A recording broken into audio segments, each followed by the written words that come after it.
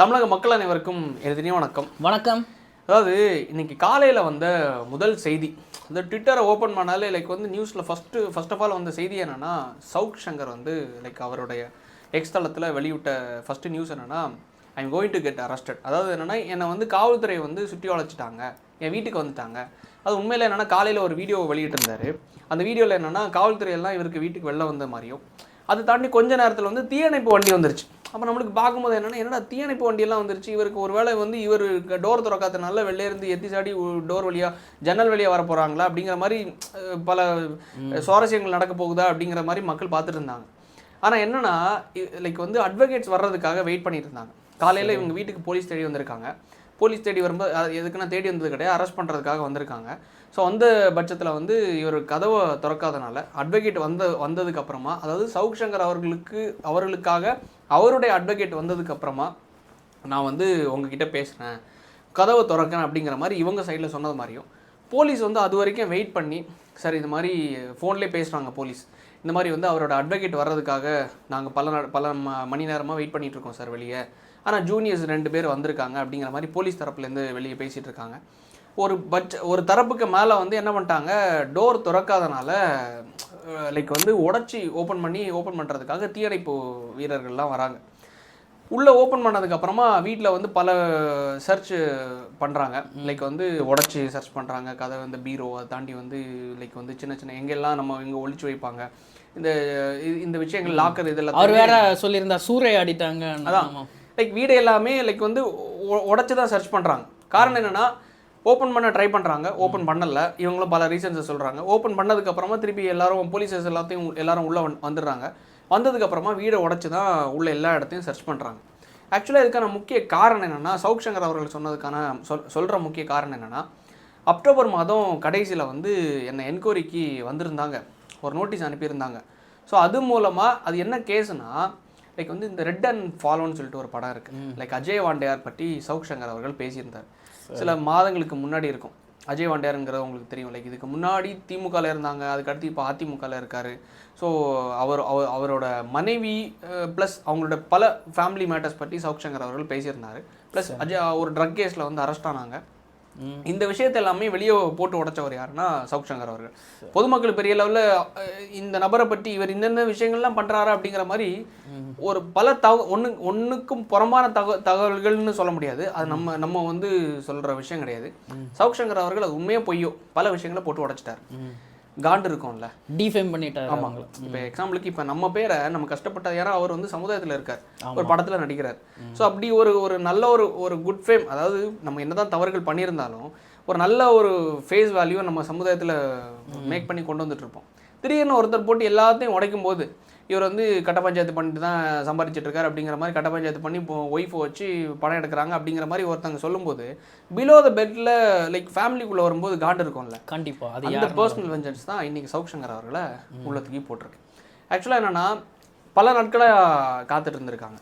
காத்துட்டு இருந்த விஷயம் என்னென்னா, அப்போ என்னென்னா, இந்த ரெட் அண்ட் ஃபாலோ படத்தோட டேரக்டர் என்ன பண்ணியிருக்காரு, இவருக்கு ஆஃபீஸில் போய் சவுக் சங்கர் அவருடைய சவுக் மீடியா ஸ்டுடியோவில் போய், இப்படி நீங்கள் இந்த வீடியோவில் என்னை பற்றி நீங்கள் தவறாக சொல்லியிருக்கீங்க, ஸோ தவறாக சொன்ன பட்சத்தில் நீங்கள் இந்த வீடியோவை ரிமூவ் பண்ணுங்க அப்படின்னு சொல்லிட்டு போய் கேட்டிருக்காங்களாம். யார்கிட்ட? சவுக் சங்கர் அவர்கள்கிட்ட. ஸோ அப்போ அந்த டைமில் சவுக் சங்கர் அவர்களும் மாலத்தி அவர்களும் ஸ்டுடியோவில் இருந்ததாகும்.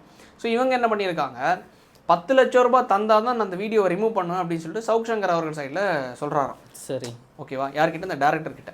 அப்போ அந்த டேரக்டர் என்ன பண்ணுறாராம், இவங்க 2 பேருக்கு இடையில கை தகராறாகுது. அந்த டைமில் அவர் டேரக்டர்கிட்டேருந்து 2 லட்சம் ரூபா பிடுங்கிட்டு விட்டாங்க அப்படிங்கிற மாதிரி. அதாவது சவுக் சங்கர் டீம் பிடுங்கிட்டு, Savukku Shankar team raid and follow டேரக்டர்கிட்டேருந்து 2 லட்சம் ரூபா பிடுங்கிட்டு விட்டாங்க அப்படிங்கிற மாதிரி தான் கேஸ். ஸோ அந்த விசாரணை போயிட்டு இருந்துச்சு. ஸோ அப்போ அந்த விசாரணை போயிட்டு இருந்த தரப்பில் தான் இன்னைக்கு காலையில் ஒரு டிரான்சாக்ஷன், அது நேற்றுக்கு என்ன பண்ணியிருக்காங்க, ஒரு 90,000 ரூபாய் ப்ளஸ் ஒரு 4,000 ரூபாய், 94,000 ரூபாய் ஒரு குட்டி பையன் ஜாயின் பண்ணியிருக்காப்புல இல்லை, நிதிஷோட அக்கௌண்ட்டுக்கு ஜிபே மூலமாக அனுப்பிச்சிருக்காங்க. சரி, இது என்ன கணக்காக கொண்டு வராங்கன்னா, நீங்கள் வந்தவங்க கிட்ட இந்த மாதிரி ஒரு மிரட்டி பணத்தை வாங்கியிருக்கீங்க, அதில் ஒரு டிரான்சாக்ஷன் தான் இந்த 94,000 ரூபாய் அப்படிங்கிற மாதிரி. அப்போ சவுக் சங்கர் அவர்களும் சொல்கிறாரு, எனக்கு இந்த பணம் எப்படி வந்துச்சுன்னு எனக்கு தெரியாது, நிதிஷ் அக்கௌண்ட் இது யார் அனுப்புகிறாங்களே எங்களுக்கு தெரியாது, ஆனால் இப்படி ஒரு பணம் வந்திருக்கு, இந்த பணத்தை இப்படி தான் இவங்கள்ட்ட மிரட்டி வாங்கினதா கணக்கு காணிக்கிறாங்க, இது வேணும்னு செட்டப் அப்படிங்கிற மாதிரி சவுக் சங்கர் அவர்கள் சொல்கிறாரு. நான் எப்படி பார்க்குறேன்னா, நம்ம எப்படி பார்க்குறோன்னா, லைக் இப்போ டேரக்டரோட பாயிண்ட் ஆஃப் வியூவில் வரலாம். உண்மையிலே சவுக் சங்கர் அவரோட ஆஃபீஸில் நீங்கள் எப்போவுமே தெரியும், போலீஸ் அவர்கள் வந்த டைமில் லாஸ்ட்டாக அந்த இன்வெஸ்டிகேஷன் நடந்துச்சுல அக்டோபர் எண்டில் நடந்த டைமில் இவருக்கு ஆஃபீஸில் தான் இவர் இந்த பக்கம் உட்காந்துட்டு இருக்காரு, ஆப்போசிட்டில் 2 போலீஸ் உட்காந்துட்டு கேமரா பதிவாயிட்டு இருந்துச்சு. ஓகேவா? ஸோ அந்த எல்லாமே சிசிடிவி ரெக்கார்டட். ஸோ அப்போ ஒட்டுமொத்த ஆஃபீஸும் சிசிடிவி கண்ட்ரோலில் இருக்கும்போது இவங்க அடித்தது, இவங்க 10 பேர் குழுவினர் வச்சு அந்த டேரக்டர் அடித்தது, டேரக்டர் கிட்ட 2 லட்ச ரூபா பிடுங்கினதை டேரக்டர் அதை வந்து அந்த ஃபுட்டேஜ் எடுத்துருக்கலாம்ல. ஆமாம், ப்ரூஃப் பண்ணிக்கலாம். ஆமாம். ஸோ அப்போ என்னென்னா போலீஸ்க்கு என்னென்னா சவுக் சங்கர் அவர்களை அரெஸ்ட் பண்ணி ஆகும். ஆமாம், அவங்களுக்கு ஏற்கனவே முன்பகை லைட் ஆயிருக்கு. ஏற்கனவே போலீஸ்க்கு முன்பகை சவுக் சங்கர் அவர்கள் இருக்கு. ஆமாம். அப்போ இந்த ஒரு பொருளை வச்சு யூஸ் பண்ணி இந்த ஃபுட்டேஜ் எடுக்கிறேன்னு பேரில் உள்ள வந்திருக்கலாம்ல. இருக்கலாம், வந்திருக்கலாம். சவுக் சங்கர் அவரோட தரப்பு வாதமாட்டு இருக்குது. இல்ல வந்திருக்கலாம்ல. இவர் வாதம் அந்த வாதத்தெல்லாம் வைக்கல. அப்போ வந்திருக்கிற பட்சத்தில் அப்போ அந்த டைம்லேயே இவங்க ஏன் வரல? உண்மையிலேயே இவங்க அடிச்சிருந்தாங்கன்னா 2 லட்ச ரூபா பணத்தை வாங்கியிருந்தாங்கன்னா இங்க உள்ள சிசிடிவி ஃபுட்டேஜஸ் இருக்கு, அப்போ நீங்க வந்து ப்ரூவ் பண்ணிக்கோங்க அப்படின்னு சொல்லிட்டு சவுக் சங்கர் அவர்கள் சொல்றாங்கல்ல. இவரும் சொல்லல, அவங்களும் ஃபுட்டேஜுக்கு போகல, கம்ப்ளைண்ட் ஃபைல் பண்ணியிருக்காங்க. ஸோ நேற்றுக்கு விடிய காலத்தில் என்ன ஆயிருக்கு, அதாவது இது ஒரு பக்கம் இருந்துட்டு இருக்கு. லைக் என்னன்னா பல முதலைகள் வந்து வெளில இருந்து காத்துட்டு இருந்திருக்கு எப்போ முழுங்கலாம் அப்படின்னு சொல்லிட்டு. ஸோ அந்த டைமில் இதெல்லாம் ஒரு கேஸ் அப்படி போயிட்டு இருக்கிற பட்சத்தில் நேற்று காலில் என்ன பண்ணியிருக்காரு, நேற்று நைட்டுன்னு நினைக்கிறேன், நேற்று நைட் என்ன பண்ணியிருக்காரு, சென்னை மாநகராட்சியோட எஸ்பி வருண் அவர்களை பற்றி அதாவது என்னென்னா லைக் இவர் வந்து பல இல்லீகலாக பணம் சம்பாரித்து பல இடங்களில் வந்து முதலீடு பண்ணியிருக்காரு.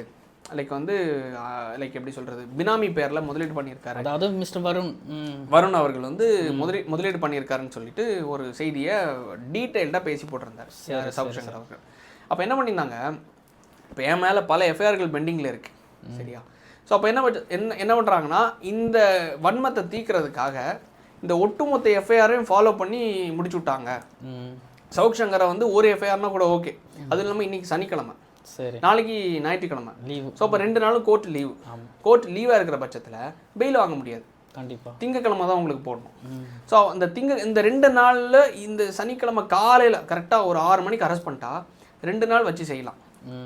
அந்த பாணியில் தான் சவுக் சங்கர் அவர்களும் மாலதி அவர்களும் பேசுகிறாங்க. இனிமேல் நாங்கள் பேச முடியுமான்னு எனக்கு தெரில, மக்களோட குரலாக தான் நாங்கள் பேசணும், ஆனால் எங்களுக்கு பேசுறதுக்கு நாங்கள் கிடைச்ச ஒரு பரிசு தான் என்ன பாருங்கள், எங்களுக்கு காலையில் 6 மணிக்கு எங்கள் வீட்டில் போலீஸ் வந்து நிற்குது அப்படிங்கிற மாதிரி மாலதி அவர்கள் ஒரு வீடியோ, சவுக் சங்கர் அவர்கள் ஒரு வீடியோ, அதுக்கடுத்து படிப்படியாக லைக் 94,000 ரூபாய் டிரான்சாக்ஷன் பண்ண மாதிரி இப்படி காணிக்கிறாங்கல்ல. நான் ஏன் பாயிண்ட் ஆஃப் வியூ எப்படி பார்க்குறேன்னா, உண்மையிலே பல எக்ஸ்பீரியன்ஸ்டான இந்த சவுக் சங்கர் அவர்கள் பணம் வாங்கணும்னா இப்படி டிரான்சாக்ஷன் பண்ணி தான் வாங்கி மாட்டிக்கணும்னு எந்த அவசியம் இல்லை. அவருக்கு தெரிஞ்சிருக்கும். ஏன்னா இப்படி 90,000 ரூபாய் 4,000 ரூபாய் அக்கௌண்ட்டில் வாங்குறது மூலமாகவும் 2 லட்ச ரூபா வந்து பிடுங்கிட்டு வாங்க. அதாவது உண்மையிலே சொல்கிறேன், அவரோட வீடியோ ஆவரேஜாக 2 லட்சத்துலேருந்து 5 லட்சம் 7 லட்சம் வரைக்கும் வியூஸ் போகுது. கரெக்டாக?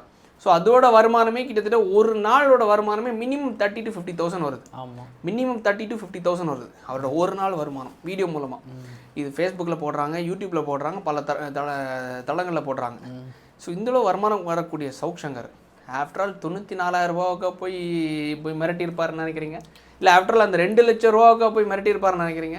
ஏன்னா சாதாரண மக்களே இந்த மாதிரி online transactions, official transaction use பண்ண மாட்டாங்க இதே மாதிரிப்பட்ட விஷயத்துக்கு. அதான் சாதாரணவங்களே வந்து பயப்படுவாங்க, இல்லை பணமாக கேஷாக வந்து கொடுங்க அப்படிங்கிற மாதிரி.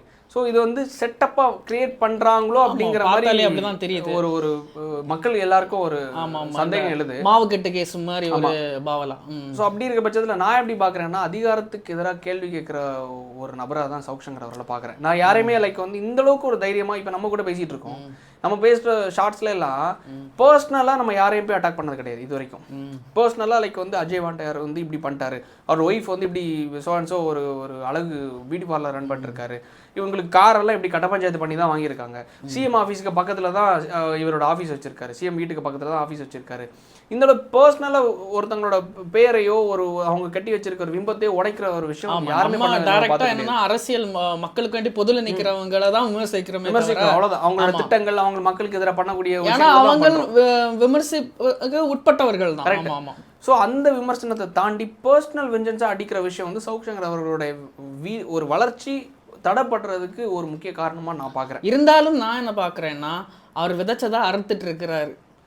அவர் விதைச்சதா அவர் நல்லதோரோ கெட்டவரோ நான் சொல்ல வரல. ஏன்னா அவர் விதைச்சதா அவர் அறுத்துட்டு இருக்காரு. அவர் தான் டிஎம்கேக்கு போன எலெக்ஷனுக்கு என்னெல்லாம் பண்ணி முட்டு கொடுக்க முடியுமோ தெரியும், மக்கள் எல்லாருக்கும் தெரியும். போன எலெக்ஷன்ல வந்து டிஎம்கே எந்த அளவுக்கு வரணும் அப்படிங்கிறதுக்கு கேம்பெயின் பண்ணதுல சவுக் சங்கர் அவருடைய பங்கு ரொம்ப பெருசு.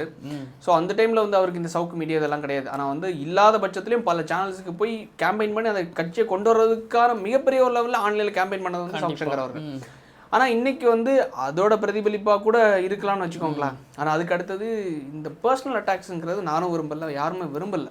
ஏன்னா வந்து லைக் சில கட்சிக்காரங்களெல்லாம் இவன் வந்து ஒரு பிம்புனா அவங்களுக்கு தெரியும், வந்து பெண்களை சப்ளை பண்றவங்க, இந்த மாதிரி ரொம்ப கீழ்த்தரமா சில விஷயங்கள்லாம் நம்ம பார்க்கும்போது அது இவருக்கு இது ஒரு எப்படி சொல்றது இருமுனை கத்தி மாதிரி மறுபடியும் வந்து கிழிச்சிருச்சுன்னா அந்த ஒரு விஷயம் தான் இவர் வந்து எதிர்பார்க்காமன்னு கிடையாது. இவ்வளோ எக்ஸ்பீரியன்ஸ்டான நபர் சவுக் சங்கர் அவர்கள்.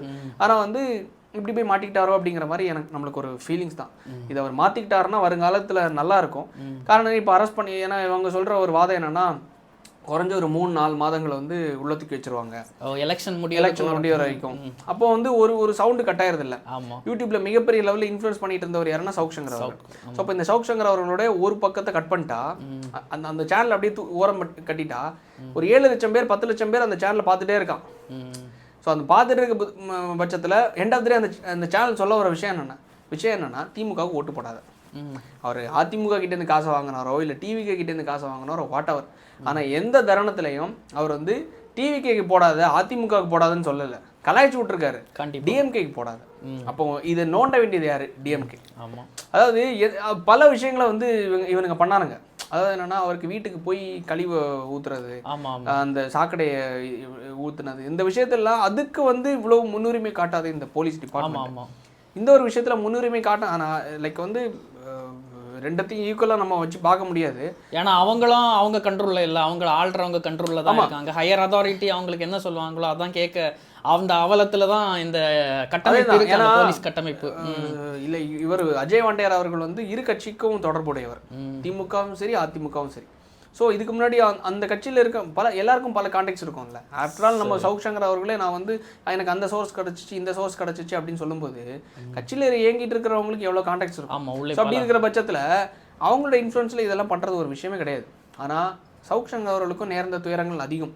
இந்த மாதிரி சாக்கடை ஊற்றுறது, கையை உடைச்சது, காலை உடைச்சதுங்கிறது அதிகம். ஆனால் என்னதான் இருந்தாலும் நியாயப்படுத்த முடியாது. பட் இருந்தாலும் பிலோ த பெல்ட் பர்சனல் விஷயங்களை தொடாமல் இருந்திருக்கலாம். அந்த விஷயம் தான் இன்னைக்கு வந்து ஒரு இருமுனை கத்தியா கிழிச்சிருக்குங்கிறத நாங்கள் ஒரு பார்வையா பார்க்குறோம். இருந்தாலும் நம்ம நிகழ்காலத்துல பேச்சுரிமைக்கு எதிராட்டு மிகப்பெரிய சதியா தானே இது இருக்குது. அதுவும் எலெக்ஷனுக்கு ஒரு 4-5 மாசத்துக்கு முன்னால இந்த சம்பவம் பிளான் பண்ணி தான் பண்ணதா எல்லாரும் பாக்குறாங்க. ஏன்னா இந்த டைம் தான் வழக்கமாட்டு எலெக்ஷன்ஸ்ல ரொம்ப அதிகமா பேசுறவங்க எல்லாம் கைது பண்ற நேரம் தானே. ஏன்னா இது டிசம்பர் மந்த். ஆமா, டிசம்பர் மந்த். இந்த மந்த்க்குள்ளே முடிச்சிருவாங்க. இந்த டிசம்பர் மந்த்க்கு அடுத்தது வந்து ஜான், பிப்ரவரி, மார்ச், ஏப்ரல் அரசியல் பரபரப்பா இருக்கும் நேரம். அந்த 4 மாசமும் அரசியல் வந்து தீப்பொறியா பறக்க போகுது.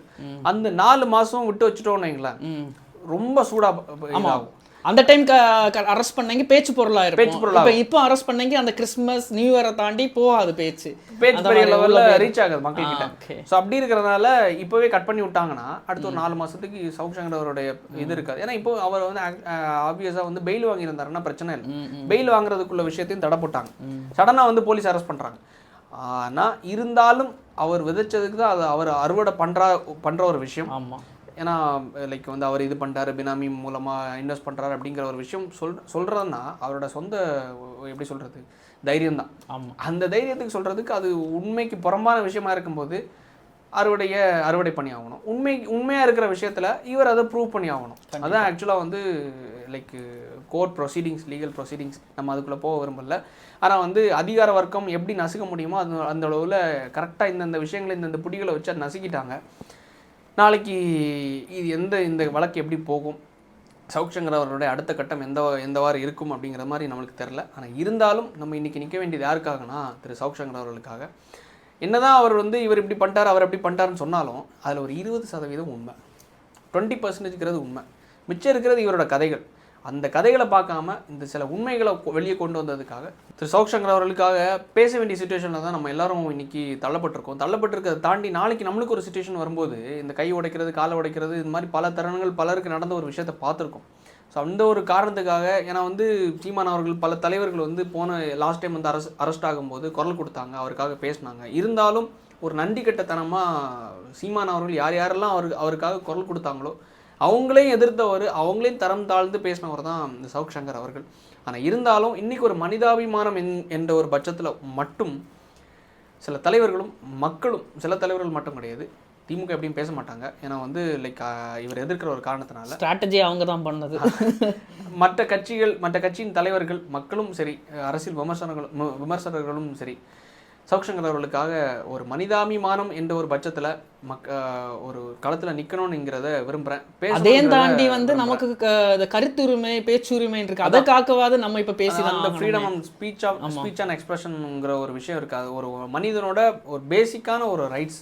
ஸோ இதுக்காக நம்ம வந்து திரு சவுக் சங்கர் அவர்களுக்காக இந்த தருணத்தில் நிற்க வேண்டிய ஒரு சுச்சுவேஷன். எப்படி இது போகுது, இந்த கேஸ் எப்படி போகுதுன்னு நம்மளுக்கு கணிக்க முடியாது. காரணம் என்னன்னா இப்போ தான் வந்து லைக் எஃப்ஐஆர் போட்டிருக்காங்க, அரெஸ்ட் பண்ணியிருக்காங்க. நாளைக்கு வந்து ட்ரையல் எப்படி நடக்க போகிறதுங்கிறது வர வாரத்தில் தான் தெரியும்.